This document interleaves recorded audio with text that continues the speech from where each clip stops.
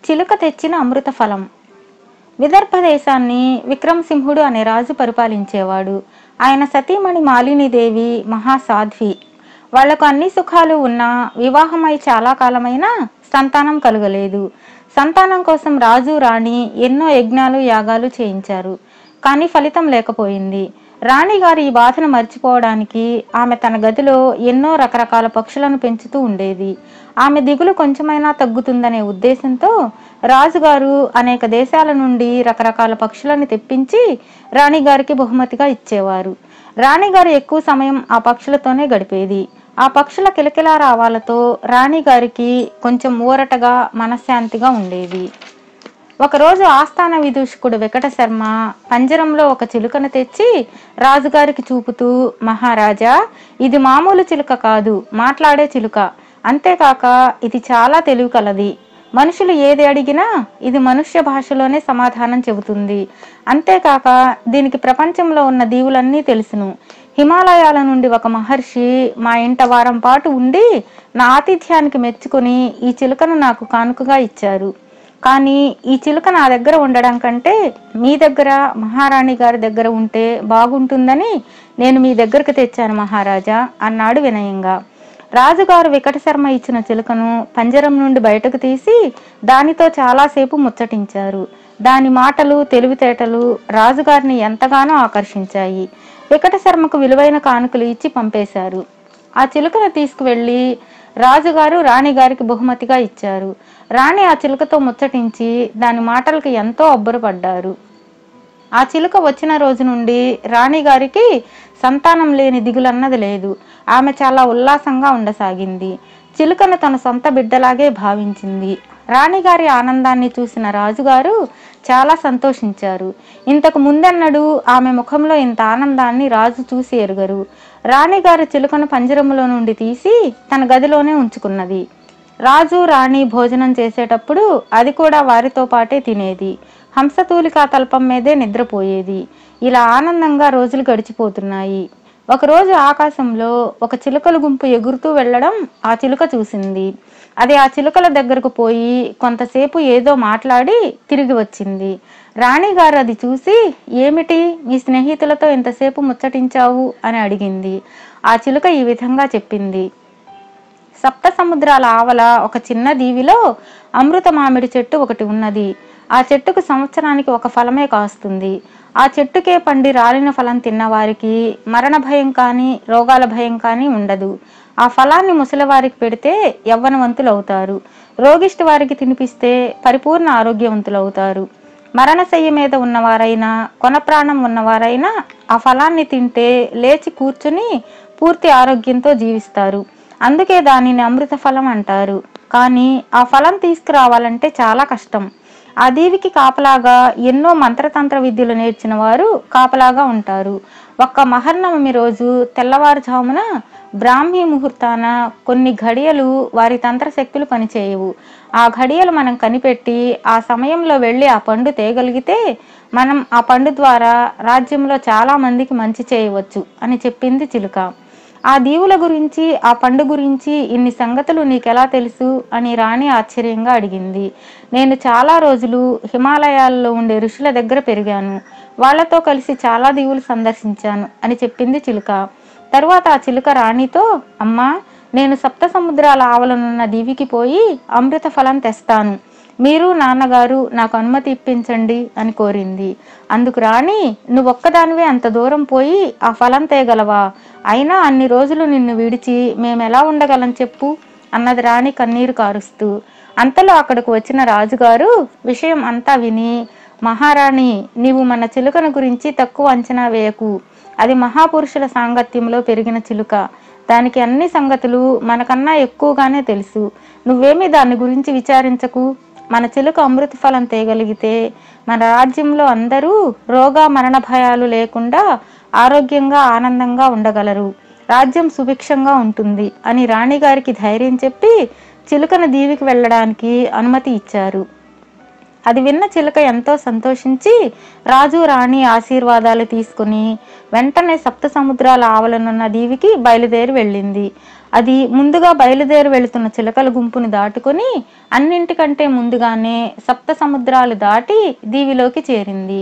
ఆ చెట్టుకు కొంచెం దూరంగా ఉన్న మరొక చెట్టు మీద వాలి మహర్నవమి రోజు రాగానే ఆ రోజున బ్రహ్మముహూర్తపు ఘడియల వేళ ఆ చిలుక అమృత ఫలాన్ని నోట కరుచుకొని రివ్వుమంటూ ఆకాశ మార్గాన ఎగిరి వెళ్ళిపోయింది. కొద్ది రోజులలోనే రాజధాని నగరానికి తిరిగి వచ్చి రాజుగారి భవనం కేసి ఎగిరిపోయి భవనంలోకి ప్రవేశించి ఆ ఫలాన్ని రాజు రాణీలకు ఇచ్చింది. ఆ చిలుక రాక కోసం ఎదురు చూస్తున్న రాజు రాణి చిలుకను చూడగానే చాలా సంతోషించారు. రాజ్యమంతా సంబరాలు జరిపారు. చిలుక సప్త సముద్రాల ఆవలనున్న అమృత ఫలం తెచ్చినట్లు రాజ్యంలో అందరికీ తెలిసిపోయింది. ప్రజలందరూ రోగిష్టి బాధల నుండి తప్పించుకోవచ్చని చాలా సంతోషించారు. ఆ ఫలాన్ని చూడగానే రాజుగారికి ఒక ఆలోచన వచ్చింది. ఆ పండు అప్పుడే తింటే అది కొందరికే ఉపయోగపడుతుంది. అలా కాక దాన్ని పెరట్లో నాటితే దాని నుండి సంవత్సరానికి ఒక ఫలం కాస్తుంది కదా, అది చాలా మందికి ఉపయోగకరంగా ఉంటుందని ఆలోచించి వెంటనే తోటమాలిని పిలిచి వారి తోటలో ఆ విత్తనాన్ని నాటించారు. అది కొద్ది రోజులకు మొలిచి మొక్కై వృక్షమై ఒక ఫలం కాసింది. ఆ ఫలం ఎప్పుడు రాలిపడుతుందా అని అందరూ ఎదురు చూస్తూ ఉన్నారు. ఇలా ఉండగా ఆ వనంలో ఒక మూల ఒక ముసలి నాగుపాము ఎన్నాళ్ళ నుండో ఉంటున్నది. అది వేటాడే శక్తి లేక, తినడానికి తిండి లేక, ముసలితనంతో కదలలేక చనిపోయే పరిస్థితిలో అక్కడే పడి ఉన్నది. ఒకనాటి రాత్రి వేళ ఆ ఫలం పండి ఆ పాముకి దగ్గరలోనే పడింది. ఆహారం లేక నీరసించి ఉన్న ఆ ముసలి నాగుపాము ఆ పండులో కొంత రసం తిన్నది. అది తినగానే ఆ ముసలి నాగు నీరసంగా కృషించి ఉన్న దానిలా ఉన్న కోడెత్రాచులా మారి ఆ వనం నుండి దూకి వెళ్ళిపోయింది. మరుసటి రోజు తెల్లవారుగానే తోటమాలి ఆ పండును తీసుకొని పోయి రాజుగారికి ఇచ్చాడు. ఈ పాము సంగతి తెలియని రాజుగారు ఆ ఫలాన్ని దైవ మందిరంలో ఉంచి 2 బ్రాహ్మణులను పిలిచి పూజ చేయించి పూజా కార్యక్రమం పూర్తి కాగానే ఆ ఫలాన్ని కోసి ముందుగా బ్రాహ్మణులకు ఇచ్చారు. మహాప్రసాదంగా భావించి ఆ పండు తిన్న బ్రాహ్మణులు నాగుపాము ఎంగిలితో విషపూరితమైన తిని మరణించారు. ఈ సంఘటనకు రాజు ఖిన్నుడై, ఇది అమృత మామిడి పండు కాదు, విషఫలం. ఈ ఫలాన్ని తెచ్చి ఈ సద్బ్రాహ్మణుల మరణానికి కారణమైన ఆ చిలుకను తీసుకెళ్లి దాని కళ్ళు పీకి పక్కనే ఉన్న దీవిలో వధించిరండి అని భటులను ఆజ్ఞాపించారు. రాణిగారు ఎంత ప్రాధేయపడినా రాజుగారు వినకుండా ఆ చిలుకను భటులకు ఇచ్చారు. ఇక చేసేదేమీ లేక ఆ భటులు చిలుకను తీసుకుపోయి దాన్ని చంపడానికి మనసు ఒప్పక ఆ చిలుకను ఆ దీవిలో వదిలిపెట్టి రాజుగారి దగ్గరకు వచ్చి దాన్ని చంపేశామని అబద్ధం చెప్పారు. ఆ తర్వాత ఆ చెట్టు చుట్టూ రాజుగారు ఎవరు లోపలికి చొరపడకుండా గట్టి కంచెను వేయించారు. చిలుక వెళ్లిన రోజు నుండి రాణిగారు దిగులుతో మంచం పట్టారు. ఎంతమంది వైద్యులను పిలిపించి ఎన్ని వైద్యాలు చేసినా రాణిగారి ఆరోగ్యం మెరుగుపడలేదు. ఆస్థాన వైద్యుడు రాజుగారితో, మహారాజా, రాణిగారిది మనోవ్యాధి, ఈ వ్యాధికి మందు లేదు, మేమిక ఏ వైద్యము చేయలేము అంటూ పెదవి విరిచారు. చేసేదేమీ లేక రాజుగారు కూడా దిగాలుగా ఉండిపోయారు. ఇలా ఉండగా రాజుగారి తోటమాలి రంగయ్య తల్లి కొంతకాలంగా అనారోగ్యంతో బాధపడుతున్నది. ఆమె అనారోగ్యానికి ముసలితనానికి తోడు కోడలి ఈసడింపులు ఎక్కువయ్యాయి. ఆమె ఇక భరించలేక ఎలాగైనా చనిపోవాలని నిర్ణయించుకున్నది. ఒకరోజు రాత్రి ఎలాగో ఓపిక చేసుకుని ఆ మామిడి చెట్టు కిందకు వచ్చి చిన్న కర్రతో కొంచెం కొంచెం తొలగించి ముళ్ళు గుచ్చుకుంటున్నా లెక్క చేయకుండా ఆ కంచె నుండి దూరి చెట్టు కిందకు వెళ్ళింది. తన కోడలు మానసికంగా పెట్టే బాధల కంటే ఈసడింపుల కంటే ఆ ముళ్ళ బాధ ఎక్కువగా కనిపించలేదు ఆమెకు. ఆమె చెట్టు కింద రాలిపడిన ఒక పండు తీసుకుని కొంచెం తిన్నది. ఆ పండు తిన్న కొద్దిసేపటికే ఆమెకు అనారోగ్యం పోవడమే కాక ముడతలు పడి ఉన్న ఆమె శరీరం నిగారింపుగా మారి యవ్వనవంతురాలై ఆ కంచెను దూకి యువతలకు వచ్చి వెంటనే ఇంటికి వెళ్ళి తన కొడుకుతో జరిగిన సంగతంతా చెప్పింది. తెల్లవారుగానే తోటమాలి రంగయ్య తన తల్లిని వెంటబెట్టుకుని రాజుగారి ఆస్థానానికి వెళ్ళి జరిగిన సంగతి మొత్తం క్లుప్తంగా వివరించి చెప్పాడు. ఇది విన్న రాజుగారు కొంచెం అనుమానంగా చూసి తన రాజ్యంలో అనారోగ్యంగా ఉన్న కొందరిని పిలిపించి ఆ పండు పెట్టించారు. అది తిన్న కొద్దిసేపటికే వారు పూర్తి ఆరోగ్యవంతులుగా మారడమే కాక మునుపటి కన్నా ఎంతో హుషారుగా కనిపించారు.